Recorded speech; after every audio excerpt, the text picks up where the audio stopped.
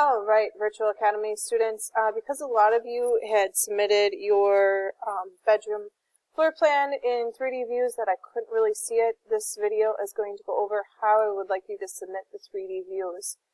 It's really hard for me to grade them if I can't see the full extent of your room. So this is an example bedroom that I have here. I'm going to go to my 3D view.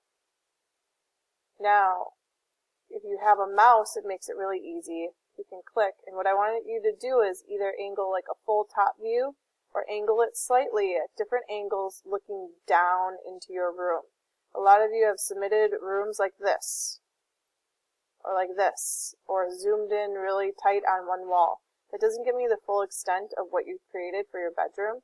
So if you could, please submit views like this, and I need 3 different views to show the different walls.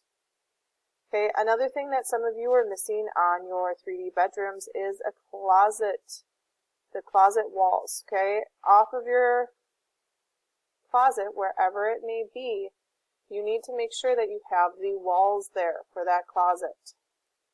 Okay, and that could take you from a B to, or from an A to a B if you are missing that closet. I should also be able to see in your 2D view all of these dimensions. Okay?